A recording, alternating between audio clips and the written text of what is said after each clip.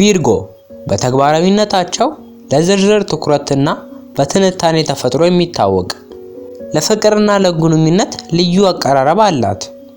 ከሌሎች የዞዲያክ ምልክቶች ጋር ስለ ቪርጎ ተኳኋኝነት አጠቃላይ እይታ እንመልከት። በጣም የሚስማሙ ምልክቶች፣ አንደኛ ታውረስ። ሁለቱም የምድር ምልክቶች ናቸው። ታውረስ እና ቪርጎ መረጋጋትና ተግባራዊነትን በተመለከተ ተመሳሳይ እሴቶችን ይጋራሉ። የእነሱ መሰረት ያለው ተፈጥሮ በመከባበርና በመደጋገፍ ላይ የተመሰረተ ጠንካራና ዘላቂ ግንኙነት እንዲገነቡ ያስችላቸዋል።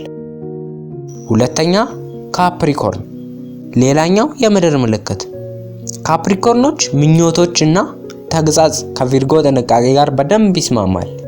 በጋራ ግቦችና የረጅም ጊዜ ስኬት ላይ ያተኮረ ጠንካራ አጋርነት መፍጠር ይችላሉ።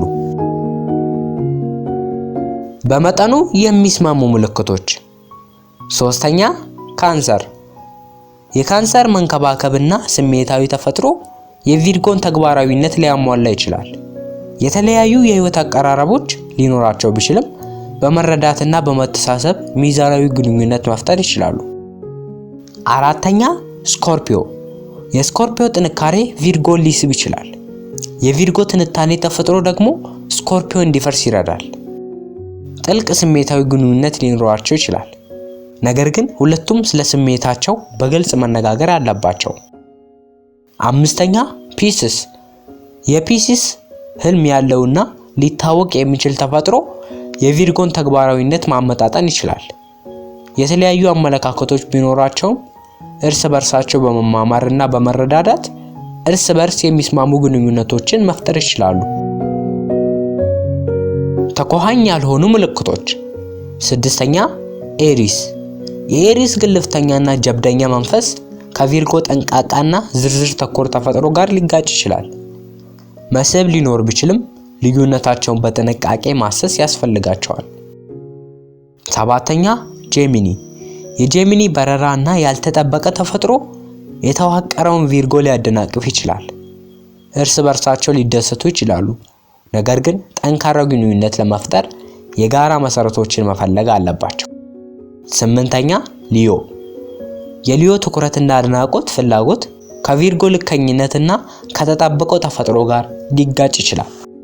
አብረው ይዝናናሉ ይሆናል፣ ነገር ግን ቅድሚያ የሚሰጣቸው ነገሮች ልዩነትን ወደ አለመግባባት ሊመራ ይችላል። ዘጠነኛ ሊብራ። የሊብራ ማህበራዊነትና የመስማማት ፍላጎት ሁልጊዜ ከቪርጎ የትንታኔ አቀራረብ ጋር ላይስማማ ይችላል። አንዳቸው የሌላውን ጥንካሬ ማድነቅ ይችላሉ፣ ነገር ግን በመግባባት ላይ መስራት አለባቸው። አስረኛ ሳጂታሪየስ። ሳጂታሪየስ ለጀብዱና ለድንገተኛነት ያለው ፍቅር ከቪርጎ የትዕዛዝና የዕለት ተዕለት ፍላጎት ጋር ሊጋጭ ይችላል። አንዱ የሌላውን ቅድሚያ የሚሰጣቸውን ነገሮች ለመረዳት ፈታኝ ሆኖ ሊያገኙት ይችላሉ። 11ኛ አኳሪየስ። የአኳሪየስ ያልተለመደና ነፃ መንፈስ ተፈጥሮ ለተግባራዊ ቪርጎ ለመረዳት አስቸጋሪ ሊሆን ይችላል። መስህብ ሊኖር ቢችልም ለህይወት ያላቸው አመለካከቶች ልዩነት ፈታኝ ሆኖ ሊያገኙት ይችላሉ። ማጠቃለያ፣ ቪርጎ በጋራ መከባበር፣ መረዳዳትና በጋራ እሴቶች ላይ በተገነቡ ግንኙነቶች ውስጥ ትለማለች። አንዳንድ ጥንዶች ከሌሎች የበለጠ ተኳኋኝ ሲሆኑ የግለሰቦች ልምዶች ከፀሐይ ምልክቶች ባሻገር በግል ባህሪያት ላይ ተመስርተው ይለያያሉ።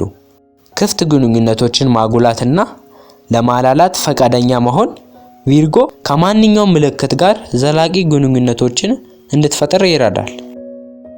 በዛሬው ቪዲዮአችን የቪርጎ ተኳኋኝነትን ተመልክተናል። ሰብስክራይብ ማድረግ እንዳይረሳ፣ እንዲሁም የቪዲዮ ቪርጎ ኮከብ ለተወለዱ ሰዎች ሼር አድርጉላቸው። በቀጣይ ቪዲዮ እንመለሳለን።